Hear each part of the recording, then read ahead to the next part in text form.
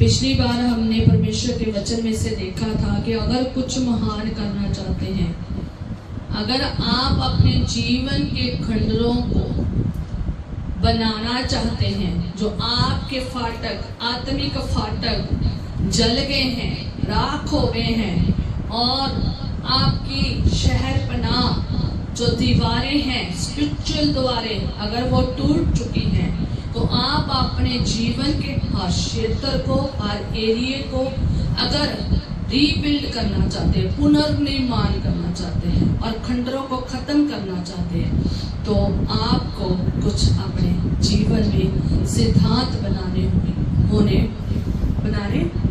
Hallelujah. कुछ अपने जीवन में क्या बनाने होंगे? सिद्धांत बनाने होंगे। अगर आपके जीवन में सिद्धांत नहीं है, सिस्टम नहीं है, कोई प्रिंसिपल नहीं है, तो आप आगे बढ़ भी नहीं सकोगे। ये पिछले संडे पूरा वचन बता दिया गया है कि अगर आपके जीवन में दूसरा 3 पॉइंट बताए थे कि जब हमने अपना कोई बड़ा काम करना है, अपने जीवन को चाहे संवारना है, अपने जीवन के खंडर जीवन को सुधारना है, स्पिरिचुअल द्वारों को और फाटकों को बनाना है, या किसी के जीवन को या चर्च को या घरों को या परिवारों को, किसी को भी अगर बनाना है स्पिरिचुअली तौर पर, आपने उसे कायम करना है ना, तो आपको कुछ सिद्धांतों का जो है ना ध्यान रखना पड़ेगा।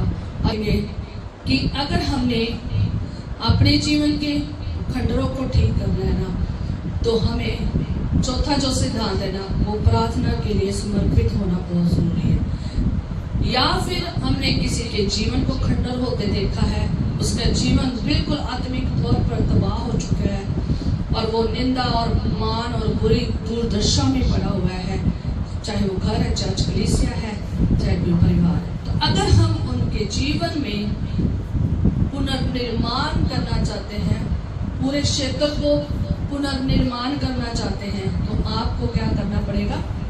आपको प्रार्थना पड़ेगी। प्रार्थना के लिए समर्पित होना पड़ेगा। जब आप नहमीया उसका पहला बाप और उसकी 4थी आयत में पढ़ते हैं, तो जब नहमीया ने पूरा हाल लोगों का और यरूशलेम का जान लिया, तो वो खुश नहीं हुआ, उसने आनंद नहीं बनाया कि मैं खुश हूँ तो सब कुछ ठीक है, मैं सुख विलासा में हूँ, मेरी अच्छी जॉब है, मेरा अच्छा सब कुछ है।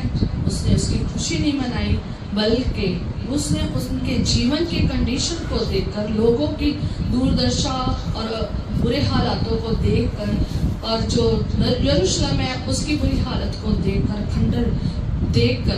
उसे खंडर देखकर, तो उसने जो चौथा नंबर पर क्या किया? प्रार्थना के लिए समर्पित हुआ। ठीक है, वो प्रार्थना के लिए परमेश्वर के पास गया और वो ये बातें सुन, जैसे ही उसने ये बातें सुनी तो बैठकर रोने लगा। इंसान के आगे नहीं, राजा के आगे नहीं, किसी और के आगे नहीं, बल्कि वो परमेश्वर के सामने सम्मुख बैठा है और वो रोने लगा। मैं आयत को पढ़ देती हूँ, आप उसमें पढ़ लेना क्या क्या काम उसने किए हैं।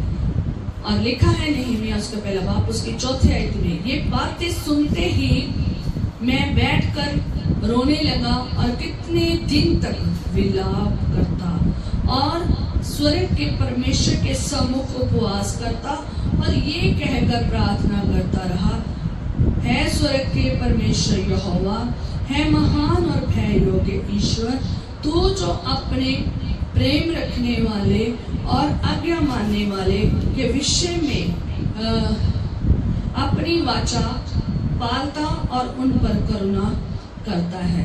तू कान लगाए और आंखें खोले रहे कि जो प्रार्थना में तेरे दास इस समय तेरे दास इसराइलियों के लिए दिन रात करता, उसे तू सुन ले। हालेलुया। फर्स्ट नंबर, अगर आप फर्स्ट लाइन में देखेंगे 4थी की, तो वहां पर वो लोग बैठकर, जैसे उसने सुना तो वो बैठकर क्या होने लगा? रोने लगा। ठीक है, फर्स्ट पॉइंट हमारा क्या था? सुनी लेना। दूसरा पॉइंट क्या था? सुनना। अगर आप सुनोगे तो आपको उनकी हालत पता चलेगी। अगर आप उसकी बातों को अनसुना करोगे, आप उसकी हालत को अच्छे से जान नहीं पाओगे, आप उसकी मदद नहीं कर पाओगे। तो यहाँ पर देखते हैं कि उसने उनकी बातों को सुना। जैसे उनकी बातों को सुना तो वो फर्स्ट नंबर पे क्या होने लगा, रोने लगा। वो क्या करने लगा, रोने लगा। और दूसरा, वो विलाप करता रहा। कितने दिन विलाप करता रहा। वो सुख में नहीं था, बल्कि बड़ा दुखी था। बड़ा उसे चिंता हुई, परवाह हुई, और उसे बड़ा बोझ आया, और वो इसलिए वो खुदावंद के सामने गया है। फर्स्ट रोने लगा, दूसरा विलाप करने लगा, तीसरा उपवास करने लगा, और चौथा वो प्रार्थना करने लगा। और अगर आप ये लास्ट शेख की लास्ट लाइन में पढ़ोगे तो वहां पर लिखा है कि वो दिन रात, अगर आप 6वें आयत में पढ़ोगे तो वो दिन रात क्या कर रहा है, प्रार्थना कर रहा है, दिन रात। ठीक है, उसने प्रार्थना की है और उसने अपना समय वेस्ट नहीं किया। आज हम देखते हैं कि लोग अपने जीवन के प्रति कोई भी परवाह नहीं करते हैं। ठीक है, परवाह नहीं करते हैं, और जिसको परवाह नहीं है वो प्रार्थना भी नहीं करेगा, ना अपने लिए और ना दूसरों के लिए। अपने लिए अगर आपका जीवन खंडन हुआ पड़ा है तो आपको क्या करनी पड़ेगी, प्रार्थना करनी पड़ेगी। तीसरा पॉइंट तो हम याद रख लेते हैं, चिंता तो होती है अपने जीवन की, परवाह तो होती है, पर आगे बढ़ नहीं पाते। आगे बढ़ना क्या करना है। अब चौथे नंबर पर, अगर हम अपने जीवन को रीबिल्ड करना चाहते हैं, पुनर्निर्माण अगर करना चाहते हो, तो आपको अपने खंडर जीवन को पुनर्निर्माण के लिए क्या करना पड़ेगा, विलाप करना पड़ेगा, रोना पड़ेगा, गिड़गिड़ाहट के साथ आपको खुदावंद को पुकारना पड़ेगा, उपवास रखने पड़ेंगे, प्रार्थनाएं करनी पड़ेगी। 1 दिन नहीं, 2 दिन नहीं, 3 दिन नहीं, कहता दिन रात कितने ही दिन वो क्या करता रहा, प्रार्थना करता रहा। आज लोगों को अपनी टेंशन है। जब हम लोगों की बातों को सुनते हैं तो उनको अपने जीवन की बहुत परवाह है, अपने बच्चों के जीवन की बहुत परवाह है, उनको अपने जीवन साथी के जीवन की बहुत परवाह है, उन्हें अपने घरों की बहुत परवाह है, उनके अपने तबाह हुए सारे फाइनेंस की क्या है, फिक्र है, परवाह है, और उन्हें अपने सारी चीजों की परवाह है, और सारे जो कारोबार बिखर गया उसकी परवाह है, चर्च की परवाह है, कलीसिया की परवाह है, किसी और लोगों की जिंदगियां तबाह होते हुए देख के वो परवाह करते हैं, पर लेकिन दुआ नहीं करते। गिड़गिड़ाहट, दुआ नहीं करते, गिड़गिड़ाहट तो दूर की बात है। ठीक है कि लोगों को ना तो अपनी जिंदगी की परवाह है और अपने लिए भी नहीं प्रार्थना करते। गिड़गिड़ाना तो मैंने दूर का देखा है, मैंने कई लोगों को देखा है कि अपने जीवन के लिए प्रार्थना नहीं करते, कि हमारा जीवन के बहुत काम है वो रुके पड़े हैं, वो हो जाए, हमारे घर के काम है रुके पड़े हो जाए, हमारे बच्चे जो है ना सही तरीके से चल नहीं रहे उनके काम हो जाए, हमारे चर्च के काम हो जाए, हमारे कलीसिया के काम हो जाए, हमारे इर्द गिर्द के लोगों के काम हो जाए। वो कभी भी दुआ नहीं करते, कभी भी दुआ नहीं करते। रोना तो दूर की बात है, गिड़गिड़ाहट तो दूर की बात है, उपवास तो दूर की बात है। अगर आप नेहमिया जैसा है, अगर आप नेहमिया जैसे दिल वाले हैं, आपकी स्थिति अगर अच्छी है और दूसरे की स्थिति अगर खराब है, तो आप दूसरों के लिए दुआ भी करेंगे, प्रार्थना भी करेंगे। ठीक है, प्रार्थना भी करेंगे, रोएंगे भी, विलाप करेंगे, उपवास भी रखेंगे। एक सही मसीह की पहचान यही, एक सही खुदा में चलने वाले बंदे की पहचान यहीं से पता चलती है। हालेलुया। अगर एक मसीह की पहचान देखनी है ना, अगर एक सही मसीह बंदा और एक मसीह खुदा में चलने वाला बंदे की पहचान देखनी ना, तो वो ये नेहमिया के जीवन में देख सकते हैं। नेहमिया का जीवन अच्छा था, पर उसके लोगों का और उसके शहर का जीवन अच्छा नहीं था, खंडर था, तबाह था, दुर्दशा बुरी थी, हालात बुरे थे, मुश्किल में थे, बड़ी अपमान थी। उनके लोग चारों तरफ से, जितनी भी जातियां थी, जितने भी लोग थे, उनको ठट्ठा मजाक, उनकी बहुत ज्यादा बुराई कर रहे थे, उनको परेशान कर रहे थे। पर लेकिन जो नेहमिया है, उसने उनकी उन बुरी दिशा को देखकर और उसने क्या की है, खुदावंद के आगे गुजारिश की है। अगर आपके जीवन में भी कोई ऐसे लोग हैं, तो आप नेहमिया की तरह दूसरों के लिए उपवास रखें, प्रार्थना करें और गिड़गिड़ाएं खुदावंद के आगे, और क्या करें, रोएं विलाप करें, ये जरूर करें, ताकि खुदावंद जो है ना उनके ऊपर क्या करे, रहम करे, फजल करे, ताकि आपकी दुहाई को सुनकर उनको फिर से नया बनाए, क्योंकि वो नया बनाने की ताकत रखता है, वो नया दिल देने की भी और नया जीवन देने की भी ताकत रखता है, वो फिर से नया क्रिएट करने की ताकत रखता है, क्योंकि वो क्रिएटर है, वो बनाने वाला है, कुदरत वाला परमेश्वर है। तो आपका दिल नेहेमिया की तरह होना चाहिए। आपकी जिंदगी हो चाहे किसी की भी जिंदगी हो, अगर आप उसे पुनर्निर्माण करना चाहते हैं, आपको ये समर्पित होना बहुत जरूरी है। प्रार्थना के प्रति समर्पित अगर नहीं होना, अगर प्रार्थना वाला जीवन नहीं है, याद रखना जिस बंदे का प्रार्थना वाला जीवन नहीं है वो सबसे बड़ा खतरे में, सबसे बड़ा खतरा उसके जीवन में, उसके काम खतरे में, उसके बच्चे खतरे में, उसका घर खतरे में, उसका काम काज कारोबार खतरे में। याद रखें, आप हर जगह खुदावंद को जो है ना क्या करें, याद रखें। ठीक है, अगर आपका काम काज खंडर हो चुका है, वो बन सकता है, पुनर्निर्माण हो सकता है। खंडर को भी, बंजर को भी बनाने की ताकत को रखता है खुदावंद, उसे भी हरा भरा करने की ताकत रखता है।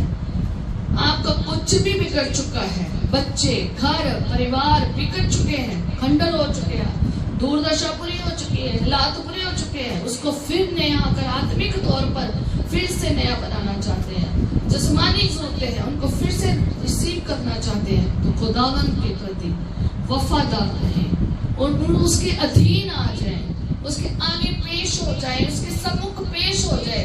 जब हम उसके सामने आ जाते हैं अहंकार और घमंड के साथ नहीं, वो तो विरोधता का एक क्या है, एक विरोधता का एक पॉइंट है, लेकिन जो नरम होकर उसके सामने अपने आप को समर्पित कर देते हैं और प्रार्थना करते हैं, ना गिड़गिड़ाते हैं, रोते हैं, विलाप करते हैं और उपवास रखते हैं, खुदावंद उनकी सुनता है। हालेलुया, खुदावंद उनकी सुनता है, क्योंकि खुदावंद का वचन कहता है जब तू प्रार्थना करेगा तो मैं तेरी सुनूंगा।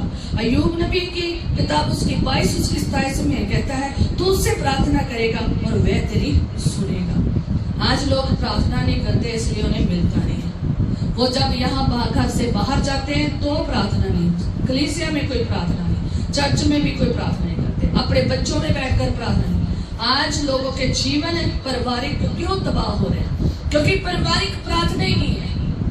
अगर आज लोगों के जीवन खुद का क्यों तबाह हो रहा है? क्योंकि उनका जीवन प्रार्थना का नहीं है, रोजे का नहीं है, उपवास का नहीं है, वो खुदावंद के आगे गिड़गिड़ाते नहीं है, वो विलाप नहीं करते हैं, वो गुजारिश नहीं करते, उसके सम्मुख नहीं आते हैं, उसके सामने नहीं आते, दिन रात पुकारते हैं। अगर कई लोग ऐसे पुकारते हैं, वो 1-2 दिन के लिए आएंगे, बाकी फिर छोड़ देंगे।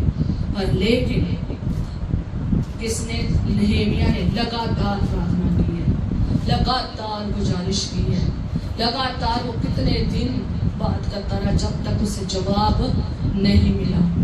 और खुदावंद ने उसके मन में सारी यरूशलेम के बारे में कुछ बताया था। आप इसी दूसरे चैप्टर की 12 में पढ़ सकते हैं कि परमेश्वर ने यरूशलेम के रिलेटेड नेहेमिया के मन में जो काम डाला था वो जानता था। आपके मन में भी आपके जीवन के जो खंडर क्षेत्र है उसको बनाने के लिए, पुनर्निर्माण करने के लिए वो आपके जीवन में प्लान डालेगा। दूसरे के जीवन में भी जो घर परिवार बच्चे और जो आपके काम काज कारोबार खंडर हो चुके हैं, चर्च कलीसिया जो खंडर होती जा रही, जो खंडर हो चुके हैं, उनको भी सुधारने के लिए, पुनर्निर्माण करने के लिए, फिर से स्थापित करने के लिए आपको प्रार्थना के प्रति, प्रार्थना में समर्पित होना पड़ेगा, खुदा के आगे समर्पित होना पड़ेगा, प्रार्थना करनी पड़ेगी जैसे नेहेमिया ने की है। अगर आप नेहेमिया की तरह प्रार्थना करेंगे तो खुदावंद का वचन भी आपको ये कहता है कि तू उससे मांगेगा, तू उससे प्रार्थना करेगा और वह तेरी सुनेगा। मरकुस 11:24 में लिखा है, जो कुछ तुम प्रार्थना करके मांगो तो विश्वास कर लो कि तुम्हें मिल गया है और तुम्हारे लिए हो जाएगा, और तुम्हारे लिए हो जाएगा। क्या कह रहा है कि प्रार्थना करके मांगो, प्रार्थना करके मांगना है, और जब मांग लोगे तो विश्वास करना है कि तुम पा चुके, तुम्हें मिल चुका है। आज प्रार्थना जीवन नहीं ले लेगा, बच्चों का प्रार्थना जीवन नहीं ले, आज हम कई लोगों के घर में प्रार्थना जीवन बहुत देखते हैं, उनके बच्चे, परिवार, जीवन साथी साथ साथ चलते हैं, प्रार्थना में चलते हैं। और बहुत सारे चर्च कलीसिया में देख लो, हस्बैंड का गायब होता है चर्च से, और फिर पूरा घर खंडर हो रहा होता है, परिवार खंडर हो रहा होता है, हालात खंडर हो रहे होते हैं। तो कहता अगर 2 जन मिलकर धरती पर बैठकर एक चित्त होकर प्रार्थना करेंगे ना, 2 जन अगर मिलकर क्या करेंगे, धरती पर बैठकर प्रार्थना करेंगे, तो जो कुछ वो धरती पर मांगेंगे ना वो मिल जाएगा। जो कुछ वो 2 जन अगर चित्त लगाकर प्रार्थना करेंगे ना, तो वो खुदावन क्या करेगा, सुन लेगा। वो 2 लोग कौन है, स्पेशल 2 जीवन, 2 विश्वासी और 2 वो जो हस्बैंड वाइफ है। अगर दोनों हस्बैंड वाइफ बैठकर प्रार्थना करें ना, तो घर के सुधार हो जाए, बच्चे सुधर जाए, बच्चे भी दुआ का जीवन में आ जाएंगे। ठीक है, बच्चे का सुधार, घर का सुधार, कामकाज का सुधार, हर चीज का सुधार होगा। लेकिन अगर 2 में से एक चल रहा है ना, तो एक नहीं ना चल रहा, दुआ जीवन नहीं है ना, अपनी जिंदगी में मस्त है, संसारिक में, शारीरिक में, खाने में, पीने में, पहनने में, घूमने में, इधर कामों में, काजों में आलस सुस्ती में पड़ा है ना, तो घर फिर उतना ही चलेगा जितनी बेचारी जो जीवन साथी दुआ कर रही होगी। ठीक है, याद रखना, अगर आप चाहते हैं आपका घर अच्छे से चले, 2 जन धरती पर बैठ जाए, अपने घर में बैठ जाए, तो खुदावंद आपके हालातों को सुधार देगा। वो 2 जन आपके हस्बैंड वाइफ, 2 जन बच्चे भी हो सकते हैं, 2 जन माँ बाप भी हो सकते हैं, 2 जन बेटे बेटियां भी हो सकते हैं, कोई भी 2 जन अगर बैठे। खास तौर पर ये घर के लिए इसलिए कहा है क्योंकि घर तबाह हो रहे, घर आशीषित नहीं हो रही, सफर कर रहे हैं। इसलिए मैं कह रही हूँ कि ये दुआएं होनी बहुत जरूरी है, ताकि आप जो कुछ मांगोगे विश्वास से मांगोगे वो हो जाएगा, हालात कैसे भी क्यों ना हो। और दूसरा, उसने गुजारिश भी की है खुदा के आगे, अपने आप को समर्पित भी किया है, उसने खुदावन से बात भी की है, और तीसरा उसने खुदावन की प्रेज भी की है, उसने महिमा की है। 5th आयत में जब देखोगे तो वो परमेश्वर के महान विश्वासियों के, भयों के, प्रेम करने वाला, आज्ञा के मानने वालों के प्रति, वाचा करने वालों के प्रति जो वाचा को पालते हैं, उनके ऊपर करुणा करने वाला बताया गया, महिमा की गई उसकी, कि वो कितना दयालु है, कितना कृपालु है, कितना अनुग्रहकारी है, करुणा करने वाला है, प्रेमी पिता है, कितना वो प्रेम करने वाला है, उसने बताया है।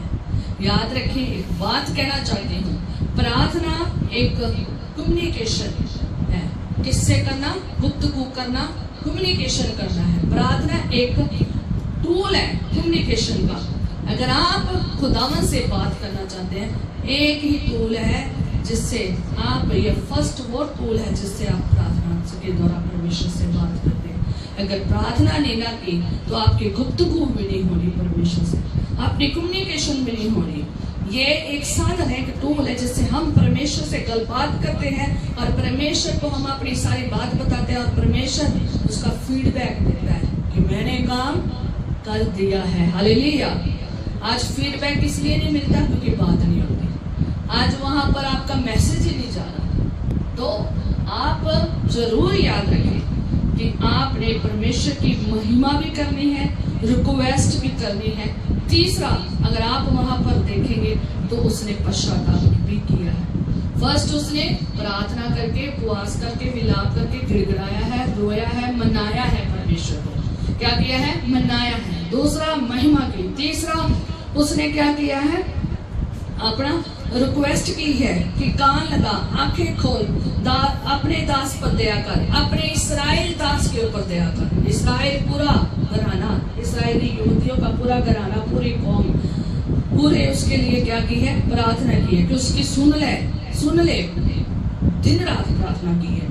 और आगे उसने पश्चाताप भी किया, जो उसने आप गुनाह किए थे, जो उसके पीढ़ी दर पीढ़ी गुनाह हो रहे थे उसके माँ बाप के घराना से, बाप के घराना से, और इस्राएल ने जो गुनाह किए थे, पूरे इस्राएल ने जो गुनाह किए थे, बुराई की थी, उसका उसने पश्चाताप किया है। और उसने पहले उसने क्या किया? खुदा से पश्चाताप करके कहा कि खाता आप क्या कर दे? क्लियर कर दे गुनाहों का, और खुदा ने उनकी खाते को क्लियर किया है। उन्होंने अपनी गलतियों को मान लिया। आज बहुत सारे चर्च में कलीसिया में आते हैं, अपनी गलतियों को नहीं मानते, अपने गुनाहों को नहीं मानते, और जब मानते नहीं है ना तो खुदावन भी क्षमा नहीं करता। क्षमा ऐसे नहीं मिलती, याद रखना, अपने गुनाहों को मानना पड़ेगा, पश्चाताप करना पड़ेगा। जिनका हृदय पश्चाताप वाला नहीं है, गुनाह करके पश्चाताप वाला नहीं है ना, तो वो आशीष भी नहीं पाएगा। यहूदा इस्करियोती ने गुनाह किया था, उसने गुनाह किया पर उसने पश्चाताप नहीं किया। अगर वो यीशु के सामने पश्चाताप कर लेता तो वो बच जाता। पतरस ने गुनाह किया, पतरस से भी गलतियां हुई, गुनाह हुई, और उसने भी खुदावन के आगे पश्चाताप किया, अंगीकार किया, तो खुदावन यीशु नासरी ने उसे क्षमा किया। और अगर आप पश्चाताप वाला जीवन रखते हैं कि हाँ मेरे से गुनाह हुआ है, खुदावन मुझे क्षमा कर, तो वो आपको क्षमा करेगा। पर लेकिन आप अपने अपने गुनाहों को माना ही नहीं है, बुराई की ही है, उसको माना ही नहीं है, तो वो क्षमा भी नहीं करेगा। क्षमा तो फिर आपको मिल नहीं सकेगी, आपका खाता गुनाहों का भरा रहेगा। इसलिए जो गुनाह करते हो, मैं तो कहती हूँ कि तुम रोज जितनी बार भी प्रार्थना में जाते हो, अपने गुनाहों को जरूर मानो जो आपने किए हैं, और क्षमा मांगो। उसे कहीं मुझे शुद्ध कर पाकर मेरे गुनाहों को क्षमा कर, तभी होगी क्षमा। इसलिए उसने पश्चाताप किया है। आज आदि मसीहों का मैं यही कहना चाहती हूँ कि दुआया जीवन नील है। आज परिवारों का दुआया जीवन नील है। आज वो प्रेस प्रस्तिश करने वाला जीवन नहीं है। खुदावंद उन्हें बहुत कुछ दे रहा है, पर वो प्रेस प्रस्तिश नहीं कर रहे हैं, वो पश्चाताप नहीं कर रहे हैं, वो गुनाहों को नहीं मान रहे हैं, वो वचन की परवाह नहीं कर रहे हैं, वचन के अनुसार नहीं चल रहे, अपनी इच्छा से चल रहे, अपनी मर्जी से चल रहे। इसलिए वो खुदावंद की हजूरी से बाहर हो गए, उपस्थिति से बाहर चल रहे, और जिसकी वजह से उनकी जिंदगी में बहुत सारी मुश्किलें आ रही हैं, बहुत सारी मुश्किलें आ रही हैं। आशीष जीवन नहीं है, एक आशीषित परिवार नहीं है।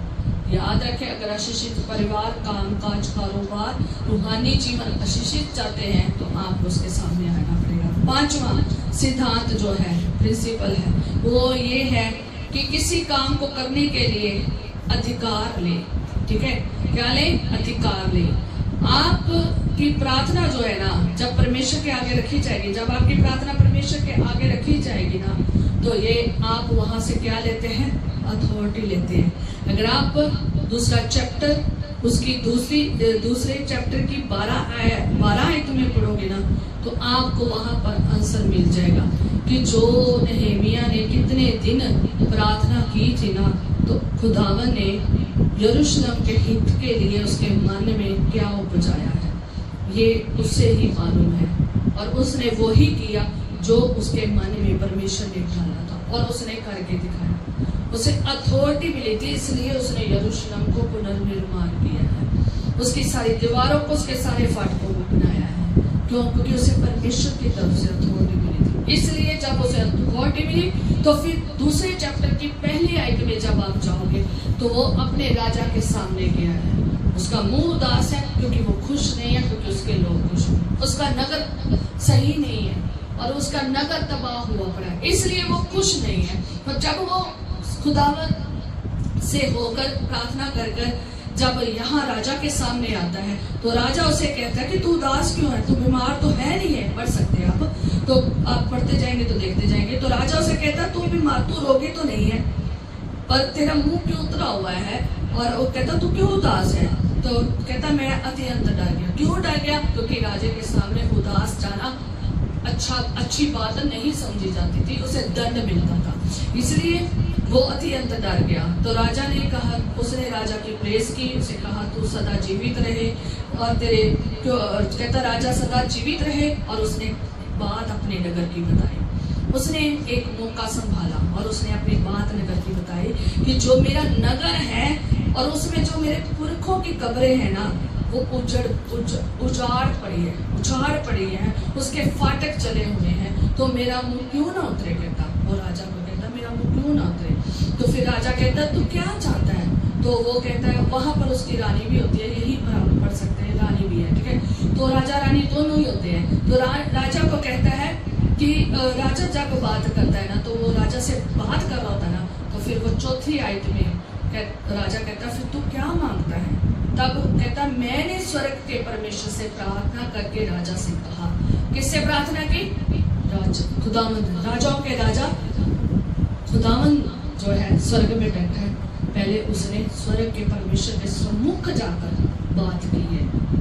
वो बात ये राजा को बता रहा है कि मैंने स्वर्ग के परमेश्वर से प्रार्थना करके राजा से कहा है। फिर बात बताई है, यदि राजा को भाए तो तू अपने दास से प्रसन्न हो तो मुझे यहूदा और मेरे पुरखों की कब्रों के नगर को भेज, ताकि मैं उसे क्या करूं? बनाऊं, उसे मैं बनाऊं। अब वे नगर कोई छोटा नगर नहीं था। जाके यरूशलेम नगर देखो, जाके इतना बड़ा नगर, उसके चारों ओर इतनी सारी बड़ी दीवार बनाने के लिए 50 से अबव लोग लगे हैं। बहुत ज्यादा संख्या में यहूदी लोगों ने, इसराइलियों ने बनाया है। 10 तो फाटक ही हैं इसके, और ये फाटक छोटे छोटे नहीं है, बड़े बड़े फाटक नगरों के। आज भी आप देख सकते हैं, हमारे जिस एरिया से हम आए हैं वहां पर देखना फाटक ही फाटक है। दिल्ली गेट, मुल्तानी गेट, कसूरी गेट, पौधा नहीं केड़े केड़े फाटक है वहां पर। ये यहाँ पर भी यरूशलेम में भी फाटक है, ठीक है, यहाँ पर भी फाटक है। यहाँ जब आप फाटक देखते हो तो ये कोई छोटे मोटे फाटक नहीं, बहुत बड़े बड़े मजबूत है। और इसमें सबसे ज्यादा खतरा रहता है दुश्मन के आने का। इसको बड़ा बनाना जरूरी था, तो इसलिए ये अपनी सारी बात राजा को बताता है। और ये पूरा बनाने के लिए राजा को कहता है अपनी बात उसके आगे पेश करना। वो नगर की फाटक पूरे नगर के आसपास की शरणपनाह को बनाना चाहता है। और जब उसने ये बात की है तो राजा उससे फिर पूछता, उसकी रानी भी बैठी, शेर आयत में देख सकते हैं। तो उसकी रानी बैठी है तो वो उसको कहता है कि उसे पूछते हैं तुम्हें कितने दिन की यात्रा करनी है, तू कब लौटेगा, और मीन्स उसे पूछते हैं कितना समय लगेगा। और तो राजा उसे भेजने के लिए क्या हो गया? परेशान हो गया। जब उसने अपनी सारी बात बताई तो राजा खुश हो गया और उसने अनुमति दे दी, अथॉरिटी दे दी। अथॉरिटी पाकर, अधिकार पाकर फिर वो काम करने के लिए गया। एक तो वहाँ पर ड्यूटी कर रहा था, उसे अथॉरिटी की छुट्टी की भी जरूरत थी। दूसरा उसे गुलामी में था, उसने वो वहां से जाने के लिए, अपने नगर को बनाने के लिए भी अथॉरिटी की जरूरत थी। तीसरा उसे उस नगर से अपने नगर को बनाने के लिए कुछ मटेरियल की जरूरत थी। आप आगे पढ़ सकते हैं, यहाँ पर जंगल में कुछ ऐसे मटेरियल की जरूरत थी। सरकारी जंगल को रखवाले जो थे असाब के, तो उनके लिए उसने चिट्ठियां मंगाई, काम मंगाई, क्योंकि उसे कोई मटेरियल की जरूरत थी। तो अथॉरिटी वहां से भी उसने ली है। तो उसने सारा जो काम है ना अथॉरिटी के साथ किया, अधिकार के साथ किया है। अगर आप यहाँ पर आगे मैं 7 लाइन पढ़ ही देती हूँ कि और उसने क्या अथॉरिटी मांगी है। कहता फिर मैंने राजा से कहा, यदि राजा को भाए तो महानद के पार के अधिपतियों को, उनको अधिपति जिनके पास बहुत पैसा, जो हाकिम है, जो वहाँ के अधिकारी है, तो वहाँ के लोगों के अधिपति है ना, इस आशय की चिट्ठियां मुझे दी जाए, चिट्ठियां दी जाए, मीन्स लेटर्स दी जाए, जो अथॉरिटी की लेटर्स है दी जाए। तो और इस कारण आशय की चिट्ठियां मुझे दी जाए कि जब तक मैं यहूदा को ना पहुंचूं तब तक वह मुझे अपने अपने देश से होकर जाने दे, कि मैं जिस देश से गुजरूं उस देश में जाने के लिए मुझे अथॉरिटी लेटर दे, ताकि मुझे कोई रोक ना सके, क्योंकि मैं राजा की तरफ से उस देश में से होकर गुजरूं। ठीक है, राजा से उसने अथॉरिटी ली है दूसरे देशों में से गुजरने के लिए। फिर और सरकारी जंगलों के रखवाले असाब के लिए भी इस आशय की चिट्ठी मुझे दी जाए, ताकि वह मुझे हवन से लगे हुए राजगार की कड़ियां के लिए, शहरपनाह के और उस घर के लिए जिसमें मैं जाकर रहूंगा लकड़ी दे। हालेलुया। उसे मटेरियल की जरूरत थी, इसलिए उसने क्या मांगी है? चिट्ठियां मांगी है। और मेरे परमेश्वर की कृपा दृष्टि मुझ पर थी, इसलिए राजा ने ये विनती स्वीकार कर ली। हालेलुया। परमेश्वर की कृपा से, इसलिए परमेश्वर ने उसके सारे कामों को आसान कर दिया। ये काम पता क्यों आसान हुए? क्योंकि 4थी आयत पढ़ लेना, 5वीं पढ़ लेना, 6वीं पढ़ लेना, 7वीं पढ़ लेना, 8वीं, 9वीं और 10वीं भी पढ़ लेना। कि कैसे उसने खुदा को मनाया और कैसे खुदावंद की दया हुई और कैसे उसने परमेश्वर के वचन को भी याद दिलाया। याद रखना, प्रार्थना के साथ साथ उसने परमेश्वर के वचन को भी याद दिलाया। ये आप 8 और 9 आयत में पढ़ सकते हो कि अगर तुम खुदावंद तूने ही कहा है, अगर तुम फिर जाओगे ना, मेरी आज्ञाओं को मानोगे और फिर से चलोगे ना, तो मैं तुम्हें फिर से जहां जहां तुम तितर बितर हुए ना, वहां से इकट्ठा करके कहाँ ले आऊंगा? इस जगह में ले आऊंगा। ठीक है, तुम्हारे निवास में से तुम्हें यहाँ ले आऊंगा। और खुदावन ने ना बड़े बलवंत के साथ यही किया। हालेलुया। तो याद रखें, प्रार्थना और वचन दोनों को जरूरी है और अथॉरिटी की तो बहुत ज्यादा जरूरी है। फर्स्ट उसने परमेश्वर से अथॉरिटी ली, दूसरा उसने राजा से अथॉरिटी ली, और तीसरा उसने जिस देश में से गुजरना था उससे अथॉरिटी ली, चौथा उसने जो मटेरियल चाहिए था उसके लिए अथॉरिटी ली, अधिकार लिया। याद रखें, हमें भी अगर खुदावंद का काम करना है ना, कुछ हमें अथॉरिटी की ज़रूरत है। मैं एक छोटे से सिंपल से वर्ड में बोलूँ कि जब मैंने बहुत बड़ी कन्वेंशन अपने ज्ञान सागर में रखा है ऑडिटोरियम में, तो मैं उस जगह में रह रही थी। वो मेरा घर नहीं था, ना मेरा कोई क्या था, ऑडिटोरियम था, पर लेकिन वहाँ पर मुझे कन्वेंशन करवाने के लिए सरकार से अथॉरिटी लेनी पड़ी। दूसरा नंबर, मुझे कॉलेज से अथॉरिटी लेनी पड़ी। मुझे उस जगह को लेने के लिए, जिस जगह ऑडिटोरियम को लेने के लिए अथॉरिटी लेनी पड़ी, परमिशन से लेटर लेनी पड़ी। वहाँ पर जितनी सहूलतें मुझे चाहिए थी, पानी की, लाइट की, जनरेटर की, साउंड की, उनकी मुझे अथॉरिटी लेनी पड़ी। वहाँ पर सिक्योरिटी की, वहाँ मुझे अथॉरिटी लेनी पड़ी, अधिकार लेना पड़ा। खाना बनाना था, लोगों को अंदर लाना था, उनके व्हीकल खड़े होने थे, उनकी पूरी हर चीज़ की अथॉरिटी लेनी पड़ी। वो सब कुछ मुझे ज़्यादा से ज़्यादा मुझे मेरे कॉलेज से ही मुझे मुहैया हुआ, और मुझे मेरे ऊपर भी खुदा की मेहर थी, और मैं वहाँ पर ये बड़ी कन्वेंशन कर पाई। हमें इतने ज़्यादा बड़ी चर्च कलीसिया तो नहीं थी, बहुत छोटा सा ग्रुप था जो मिलकर ये संगति कर पाए। याद रखिए, जब भी हम खुदावंद का कोई काम करना है ना, हमें अथॉरिटी की ज़रूरत है। चाहे हमने बंदगी भी, हमने कन्वेंशनें भी करवानी ना, अथॉरिटी की बहुत ज़्यादा ज़रूरत है। और जब हम अथॉरिटी के साथ खुदावंद की और सरकारी तौर पर जो अथॉरिटीज़ की ज़रूरत है, अगर हम उससे हिसाब से चलेंगे, तो याद रखें, फिर हमें कोई भी रोक नहीं सकेगा, कोई भी रोक नहीं सकेगा। जब राजा की अथॉरिटी मिल गई तो उसे कोई रोक भी नहीं सका। जब खुदावंद की अथॉरिटी मिल गई तो उसे कोई रोक नहीं सका। बन के रहा, और सब ने कोई ना नहीं की। उसे जाने के लिए कोई प्रॉब्लम नहीं हुई, उसको मटेरियल की कोई प्रॉब्लम नहीं, उसको रहने की वहाँ पे कोई प्रॉब्लम नहीं। और जब उसने राजा से ली, उसे कोई छुट्टी की प्रॉब्लम नहीं आई, और उसे किसी भी चीज़ की प्रॉब्लम नहीं आई। खुदावंद ने उसकी मदद की है। हालेलुया।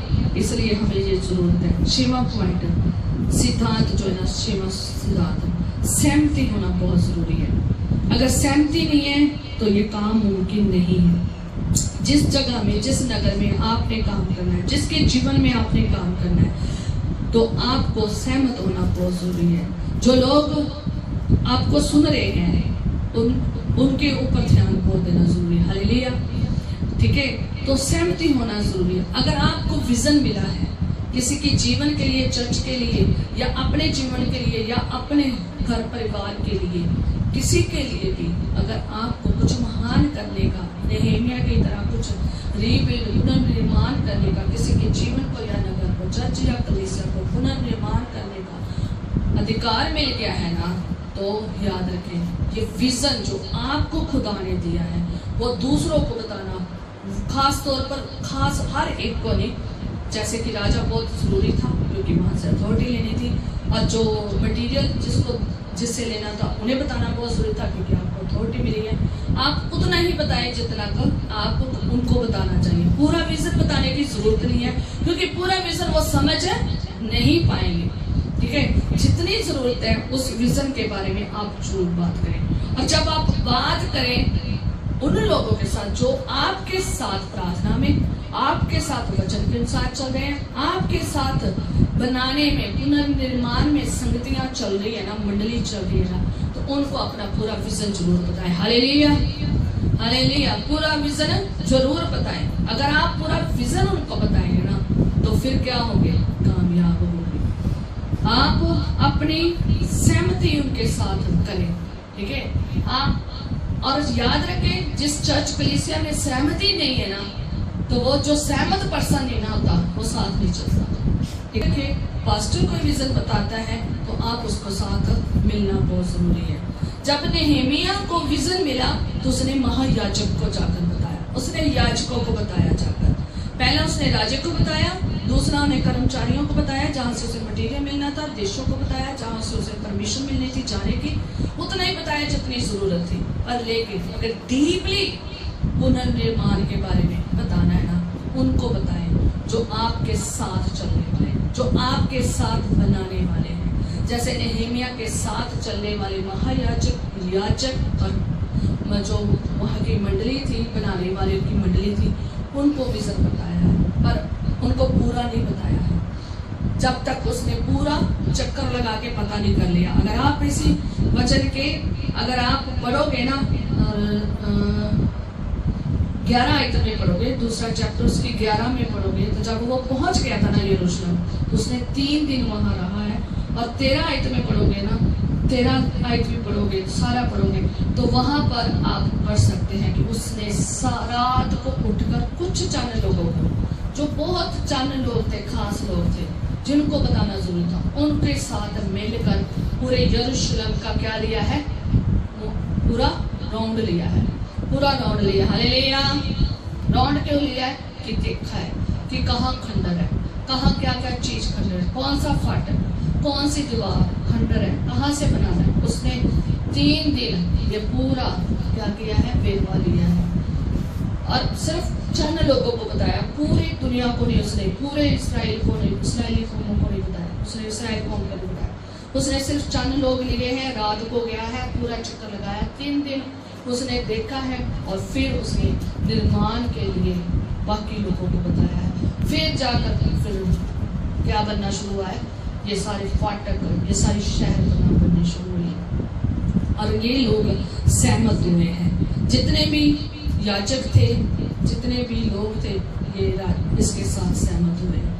जब खुदावंद आपके साथ है ना, तो राजा भी सहमत होगा। खुदावंद तो सहमत है ही है, राजा भी सहमत होगा, तो बाकी भी चीजें से क्या होगी, सहमत होगी। दूसरा, वो लोग भी जो आपके साथ चलते हैं वो भी सहमत होंगे, और जो नहीं सहमत होंगे वो विरोधी होते हैं, याद रखें। क्योंकि यहाँ पर कुछ लोग थे जो खुदा में नहीं थे, पर लेकिन दूसरे नगरों और शहरों के वो खुश नहीं थे।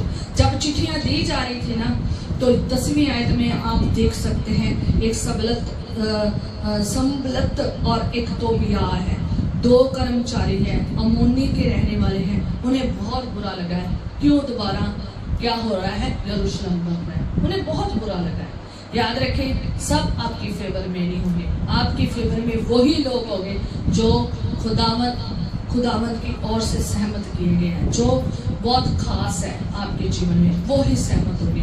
और खास तौर पर वो सहमत होंगे जो मसीह में है, जो खुदा के काम को करना चाहते हैं। जो खुदा के काम को नहीं करना चाहते वो आपके साथ चल नहीं सकेंगे। हालेलुया।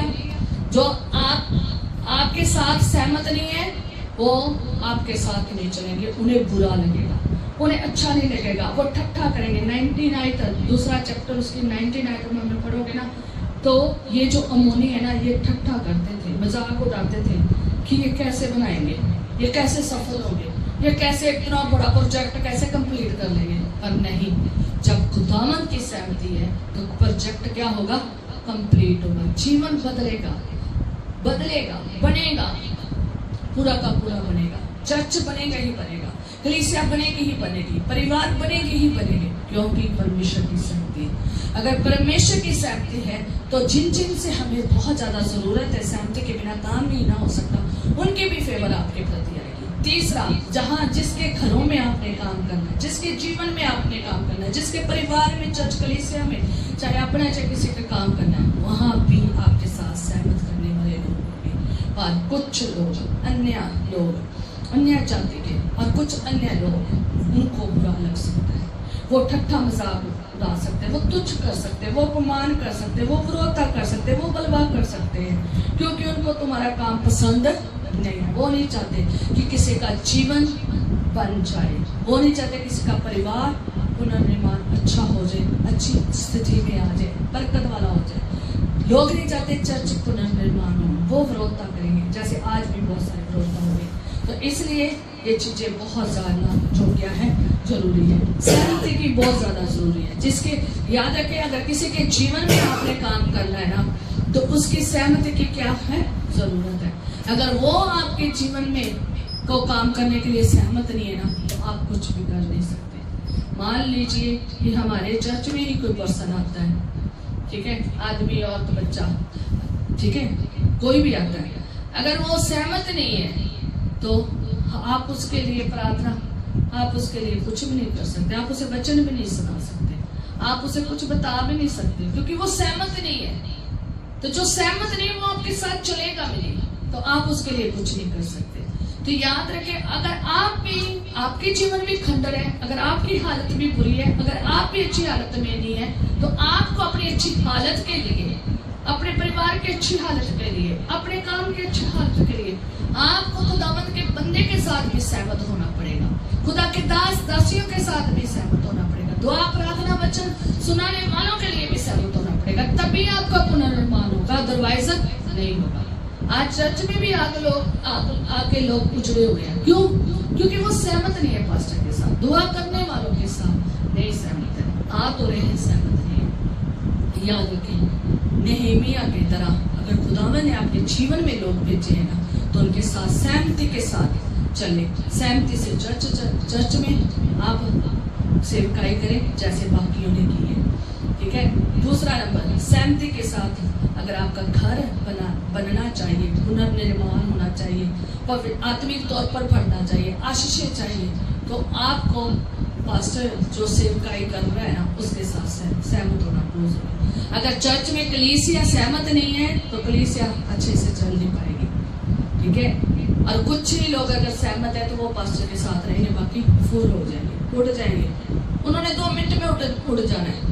याद रखें, आज बहुत सारे लोग घूमते ही फिरते हैं, कभी इधर कभी उधर, कभी इधर कभी उधर, घरों में बैठे हैं। याद रखें, बहुत सारे क्रिश्चियन लोग घरों में बैठे हैं। क्यों घरों में बैठे हैं? क्योंकि वो चर्च के साथ कलीसिया के सहमत नहीं है, अपने कामों में बैठे हैं, वो सहमत नहीं है।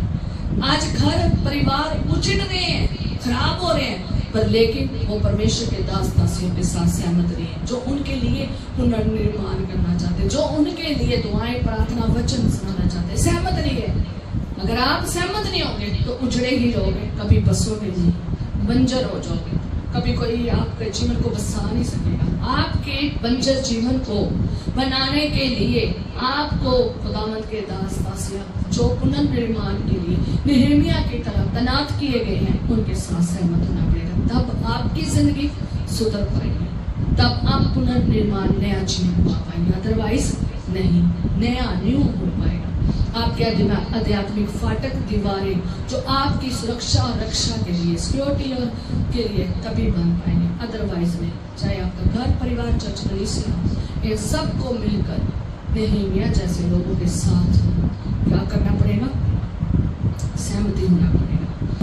विरोध से हैरान नहीं होना। अगर कोई तुम्हारा विरोध कर रहा है, उससे कोई हैरान नहीं होना। तोबियात और मैं यहाँ पढ़ देती हूँ, संबलत और जो तोबियात थे, ये कर्मचारी अमोनी थे। ये दोनों अमोनी, ये यहूदी नहीं थे ना इसराइली थे, और ये दोनों विरोधी थे। और ये जरूर आगे आए हैं किसका विरोध करने के लिए? यहूदियों का, नगर के लोगों का, यरूशलेम के लोगों का विरोध करने के लिए। किसका? नेहेमिया का विरोध करने, वहां के याजकों महायाजकों का विरोध करने के लिए आए।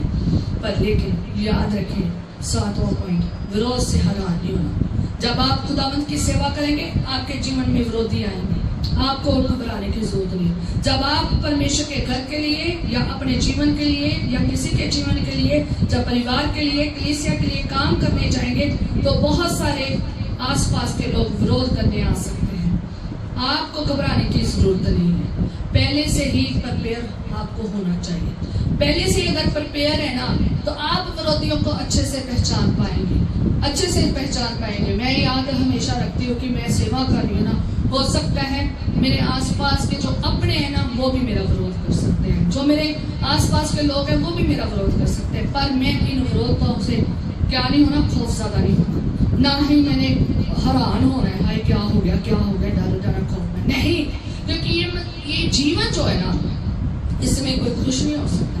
कोई भी नहीं चाहता कि हमारा पुनर्निर्माण, हमारा आध्यात्मिक जीवन, स्पिरिचुअल लाइफ ग्रोथ करे, लेवल इंक्रीज हो, आगे बढ़े, नहीं, लोग नहीं ये चाहते। लोग क्या चाहते हैं कि ये खंडर का खंडर बना रहे, ये तबाह का तबाह पड़ा रहे, ये अपमान में रहे, ये मुश्किलों में, ये दूरदर्शा में रहे। याद रखें ऐसे लोग किसकी तरह है, सोबत की तरह है। हालेलुया। किसकी तरह है, वो अमोनियों की तरह है, जो संबलत की तरह है, तोबिया की तरह है, जो कभी नहीं चाहते, जिन्हें बुरा लगता है कि क्यों पुनर्निर्माण है, क्यों अच्छी कंडीशन में जा रहे हैं, क्यों बस रहे हैं, उन्हें नहीं पसंद। इन लोगों से पहले से ही प्रिपेयर रहे, आपको अपने इस मसीह जीवन में पहले से ही प्रिपेयर रहना है। आप जब चर्च बना रहे हैं, कलीसिया खड़ी कर रहे हैं, कलीसिया खड़ी हो रही है, किसी के घर के जीवन के बारे में सोच रहे हैं, परिवार के जीवन के बारे में सोच रहे हैं ना, तो आप पहले से ही प्रिपेयर रहें, क्योंकि विरोधी खड़े हो सकते हैं। हो सकता है आपके घर में भी, हो सकता है आपके परिवार में भी, हो सकता है अपने आस पड़ोस में भी, हो सकता है देश के, नगर के, कोई भी विरोधी खड़ा हो सकता है। पर लेकिन आप घबराए ना, आप नेहमिया की तरह सबलत जो है और तोबियात है उनका सामना करें, उनकी परवाह ना करें, उनकी तरफ देखे बिना आप अपने काम में बढ़ते जाएं, आप अपने धर्मी कामों को करते जाएं, आप उनकी बुराई को, विरोधता की तरफ ध्यान ना दें, बिल्कुल ध्यान की तरफ ध्यान ना दें, चाहे वो कर्मचारी क्यों ना था किसी जगह के, पर ना ध्यान दें, आप आगे बढ़ता जाएं। आप बढ़ते जाएंगे तो खुदावंद आपको सफलता देगा, जैसे नेहमिया को सफलता दी। शैतान कि ये स्पिरिट है, एक स्पिरिट है जो सबलत और तोबिया की तरह है, जो पुनर्निर्माण को करने के लिए रोकती है, जो लड़ती है, जो झगड़ती है, जो विरोध करती है, जो रुकावट डालती है और ठट्ठा करती है, मजाक करती है, ताकि आप आगे बढ़ ना सके। वो आपको मजाक करेंगे, ले 2 जने हैं क्या कर लेंगे, ये 2 जनों की कौन सी कलीसिया होती है, ये अकेले की कौन सी कलीसिया होती है, ये 4 जने क्या कर लेंगे, ये 500 120 क्या कर लेंगे, ये 3 4 5 क्या कर लेंगे, ये मजाक उड़ाना है। बहुत सारे लोग चर्च शुरू करते हैं, लोग उन्हें मजाक उड़ाते हैं, किस बात से, छोटी कलीसिया से, किस बात से मजाक उड़ाते हैं, बड़ी दुनिया आ रही है, कोई नहीं आ रहा यहाँ पर, तुम्हें किसी ने पास्टर समझा, तुम्हें क्या समझा, अपने आप ही खड़े हो गए, ये हो गया, वो हो गया। वो आपके विजन को नहीं जानते हैं कि खुदा ने आपके मन में क्या डाला है। आपके प्रति विरोधता करने के लिए आ सकते हैं, आपको ऐसे विरोधियों का परवाह नहीं करना चाहिए, क्योंकि ये एक विरोधता की स्पिरिट है, एक विरोध का शैतान की स्पिरिट है, सबलत और तोबिया की स्पिरिट है, जो पुनर्निर्माण को रोकती, जो रुकावट डालती। ऐसे से दूर रहें, आप काम करते जाएं, आप दीवारों को बनाते जाएं, आप सुरक्षा में हैं, जितनी आप दीवारों को बनाते जाएं, आप खुदा के काम को करते जाएं, वो सेवा जो आपको दी गई। जब आप करते जाओगे ना, आप जैसे जैसे बिल्ड करते जाओगे ना, आशीष को लोग देखते जाएंगे। 8वां, बुरी मीटिंग से दूर रहे, बुरे लोगों से दूर रहे। जो संबलत है और जो तोबिया है, ये बुरी मीटिंग करना चाहते थे। जब आप इससे परमेश्वर के वचन में से पढ़ोगे ना, तो जब ये बना रहे थे ना, पूरा 4था चैप्टर तक पढ़ सकते हो, 4थे चैप्टर में पढ़ सकते हो। तो जब ये बना रहे थे ना फाटकों को और दीवारों को बना रहे थे, तब ये जो दोनों अमोनी हैं, ये दोनों क्या कहते हैं, हमसे बात कर, हमसे मीटिंग करने के लिए आ, पर लेकिन नेहमिया ने इसकी एक भी बात नहीं सुनी। नेहमिया कहता मेरे पास टाइम नहीं है। आप पढ़ लेना, पूरा चैप्टर पढ़ लेना, 3rd पढ़ लेना, 4th पढ़ लेना कि क्या क्या इन्होंने बना दिया, नेहमिया और बाकी लोगों ने क्या क्या बना दिया। और ये जो विरोधी हैं, जो ये विरोधी की स्पिरिट है जिनमें, और ये सबलत और जो तोबिया है, ये दोनों कहते हैं आजा हम मीटिंग करते हैं, हम कोई बात करते हैं, हम कोई गुफ्तगू करते हैं। पर नेहमिया ने बात नहीं सुनी, ऐसे लोगों की, विरोधियों की बात नहीं सुनी, वो उनके लिए गया ही नहीं। क्यों? क्योंकि नेहमिया को पता था, उसने मना कर दिया, क्योंकि वो जानता था कि ये टाइम वेस्ट करने का है। इन्होंने मुझे काम के लिए रोकना है, रुकावट डालनी है, मुझे पूरा करने नहीं देना। और कुछ पल भी उसने वेस्ट नहीं किए और उसने उस विरोधियों को अपना ना तो टाइम दिया, ना उनके ऊपर अपनी एनर्जी वेस्ट की और ना ही उनकी तरफ कोई बात सुनने के लिए नहीं गया। विरोधियों की बात सुनोगे तो आप रुक जाओगे, विरोधियों के साथ मीटिंग करोगे तो आप रुक जाओगे, वो आपको पुनर्निर्माण करने में रुकावट डाल सकते हैं। इसलिए उनकी परवाह न करें, आप खुदावंद के काम को करें। खुदावंद का वचन हमें यही सिखाता है कि आपने आगे बढ़ना है।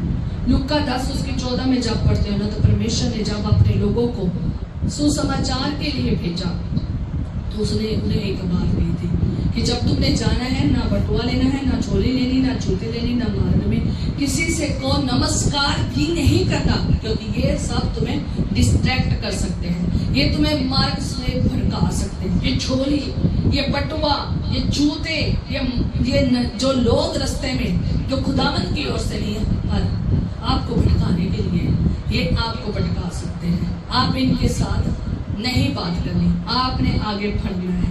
ये भटकाने वाली आत्माएं आपको रोक सकती है पुनर्निर्माण करने में। इसलिए इन विरोधियों का सामना करें, इन विरोधियों को इनसे हराना हो, ठहर ना जाए, रुक ना जाए, मीटिंग ना करें, बल्कि आगे बढ़ते जाएं। लास्ट सिद्धांत पढ़ेंगे और फिर खत्म करेंगे। लास्ट में ये सिद्धांत है 9। इस सिद्धांत ये है कि इसे पूरा करें और शैतान को हराएं और गुस्सा आने दे। किसको? शैतान को। शैतान को क्या आने दे? गुस्सा आने दे। जब कोई खुदावंद का काम कर रहा होता है ना, किसी और बंदे को, जब चर्च कलीसिया के बंदे को गुस्सा आए ना, तो मैं कहती होती हूँ कि इसको बड़ी तकलीफ हो रही है, इसको बड़ी प्रॉब्लम हो रही है।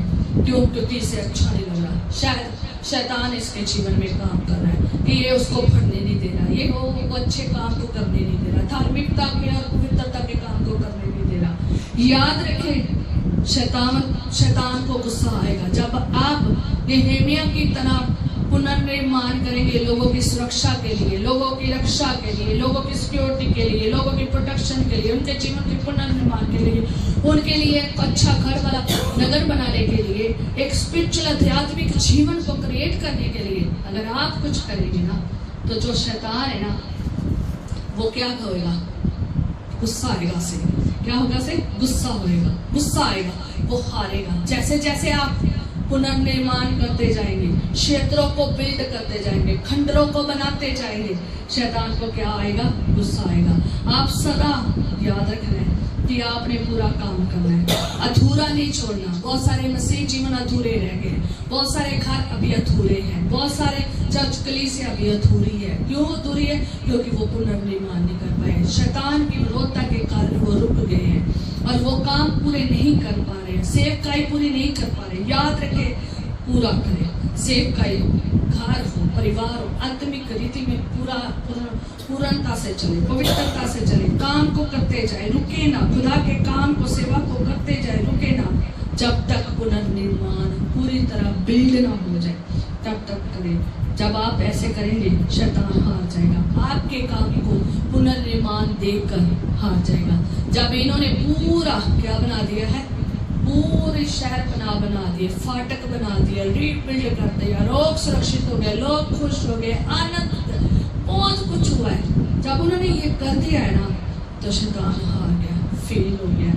और शैतान विरोधी को गुस्सा आया, भटका है, वो भड़क गया उसका गुस्सा और आग लगी उसे।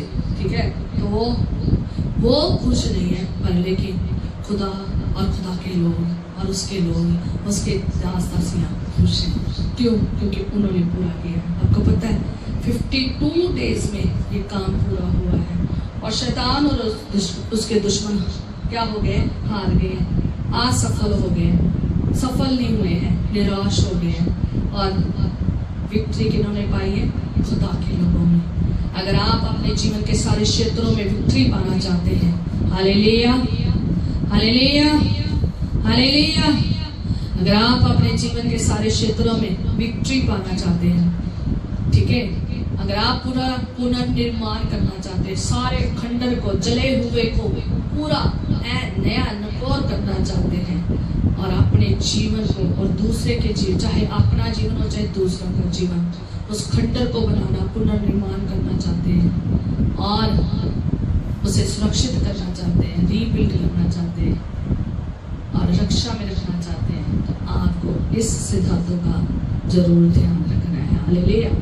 अगर आप इन सिस्टमैटिकली चलोगे, अगर आपका जीवन सिस्टमैटिकली खुदा में चल रहा है, स्पिरिचुअली तौर पर सिस्टमैटिकली चल रहा है, अगर आपने इन सिद्धांतों के अनुसार चलाया ना, आप सफल ही होंगे, आप विक्ट्री पाएंगे। अगर आपने चर्च, अपने घर को, अपनी कलीसिया को सिस्टमैटिकली तक चलाया है ना, आप सफल ही होंगे, हारेंगे नहीं। हारेगा कौन? शैतान, विरोधी, असफल होगा।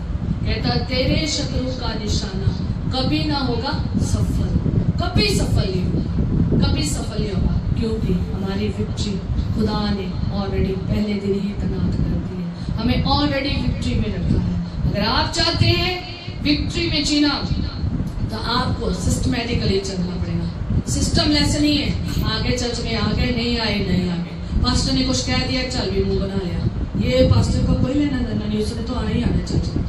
आना किसने नहीं है? तुमने। फर्स्ट आज्ञा क्या है? क्या आज्ञा है? कि अपने परमेश्वर को पूरे मन से, पूरी शक्ति और बुद्धि से प्रेम करना है। अगर आप प्रेम करते तो आप आएंगे ही आएंगे। दूसरा, अगर आप सफल के दिन को पवित्र करके मानते तो आप आएंगे ही आएंगे। आपका चाहे जो मर्जी हो जाए, लाइफ कैसी मर्जी हो जाए, हमारे किससे मर्जी कोई बात क्यों ना हो, हम किसके सामने हैं? खुदा के सामने।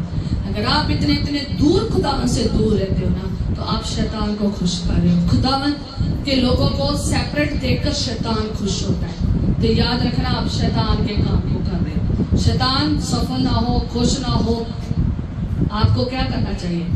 अपने जीवन को खुदावन के सामने उपस्थित जोड़ना चाहिए। और ऐसे ही आपका जीवन जो है ना, आत्मिक रीति में जैसे सफल नेहेमिया हुआ है ना, जैसे उसके लोग सहमति में सफल हुए ना, ऐसे ही अगर चर्च, कलीसिया, घर, परिवार, अरे एक एक परिवार का मेंबर अगर इसी प्रकार सिस्टम में चले ना, तो पूरी सहमति से चले ना, प्रार्थना में, वचन में चले ना, पूरा निर्माण करने में हेल्प करे ना, तो बहुत जल्दी बन जाएगा। 52 डेज में इन्होंने बना दिया है। तो याद रखें, आप भी बहुत जल्दी निर्माण कर सकते हैं। आए हम प्रार्थना करेंगे।